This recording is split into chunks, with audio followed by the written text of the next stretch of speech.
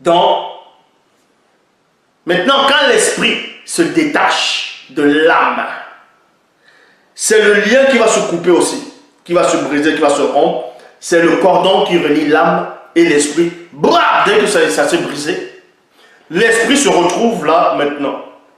L'esprit n'a plus d'attache avec le corps physique ni avec son âme. Maintenant, il a néanmoins un lien, l'esprit.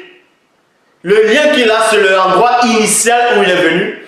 Et l'esprit va à cet endroit parce que l'esprit est relié toujours là-bas par un autre cordon maintenant. C'est le cordon de l'esprit qui est relié avec le lieu, la source, l'endroit initial où le premier esprit vient. C'est une sorte de placenta spirituel. Est-ce que vous comprenez? Et on va dire encore le vent spirituel.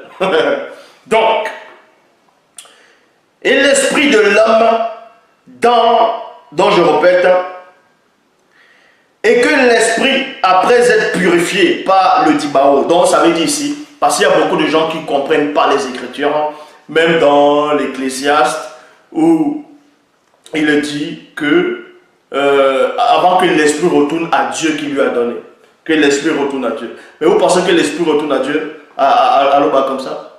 Mais vous pensez quoi?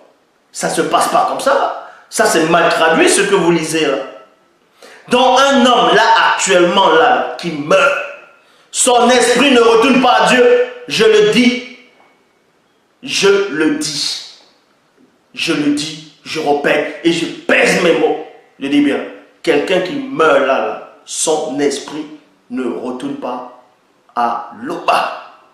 Mais son esprit ne va pas sur la terre non plus. Son esprit ne va pas dans le séjour des morts. Parce que dans les versions mal traduites dans l'épître de Pierre, on dit que Christ allait prêcher les esprits en prison.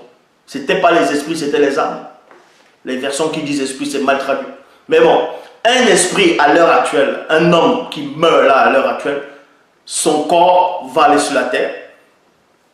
On peut l'incinérer tout ça selon selon certains, mais le corps reste sur terre. L'âme va dans le séjour des morts. Son esprit ne va pas à Dieu directement. Parce que ce n'est pas comme ça. Donc lors de la mort physique ou spirituelle, bon, on va dire détachement entre l'âme et le corps, l'âme et l'esprit, son esprit maintenant va subir une transformation.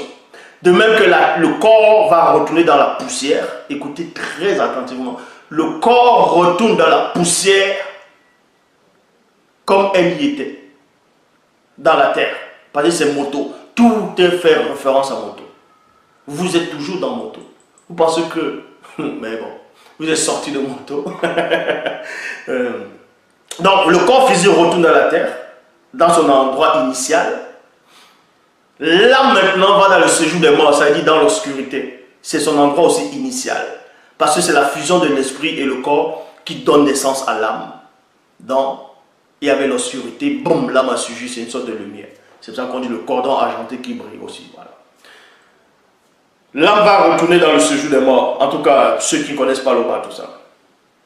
Maintenant, l'esprit va aussi retourner, non pas à l'Oba, mais va retourner au lieu initial du premier esprit d'homme, c'est-à-dire de moto. Mais pour ça, va être purifié. Parce que quand, selon la Bible actuelle, dans Genèse chapitre 2, verset 7, dans la traduction Abbé Filion, le Seigneur Dieu forma l'homme du limon de la terre. Il souffla. Bon, dans d'autres versions, il a soufflé dans ses narines, l'homme est devenu vivant et animé, ou bien est devenu une âme vivante. Ça veut dire quoi? Quand on souffle l'homme, écoutez attentivement, écoutez très attentivement. Vous allez voir qu'il n'y a qu'un seul enseignant. L'Oba! C'est comme de l'eau, c'est le principe avec de l'eau. Vous prenez un gobelet, vous mettez de l'eau, l'eau prend la forme du gobelet. C'est logique. Voilà. Vous prenez un corps physique, on souffle dans le corps. Le souffle, c'est quoi? C'est le souffle.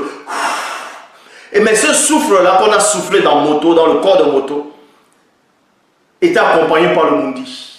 Et c'est un souffle vivant, mais pas conscient de lui-même. Parce que c'était la formation de moto. Donc on va souffler dans l'homme physique. Et on souffle. Et ça prend la forme du corps. C'est ce qu'on appelle l'esprit d'homme. Et maintenant ça devient vivant et animé. C'est-à-dire, boum, ça donne naissance à l'âme. Parce que l'esprit, c'est comme l'électricité. Et la télé, c'est comme le corps. Et boum, dès qu'on allume, c'est l'âme. Est-ce que vous comprenez? Ça dit que quand l'esprit sort du corps et de l'âme, lors de la mort, l'esprit maintenant ne part pas en tant qu'esprit d'homme comme ça. Non, l'esprit de tous ceux qui meurent reprend la place initiale quand le premier esprit de l'homme descendait, donc ça devient le souffle. C'est pour cela qu'il est écrit dans les Bibles actuelles que l'esprit retourne à Dieu qui lui a donné. C'est le souffle qui a été soufflé et c'est le souffle qui repart. Mais pour ça, ça doit être transformé, purifié. On doit extirper tout ce que l'âme, le corps, les sentiments ont pu nourrir l'esprit. On doit enlever cela, ça doit repartir dans l'endroit initial. Et cet endroit initial maintenant, c'est ce lien qu'on appelle la quatrième dimension par rapport au cordon spirituel.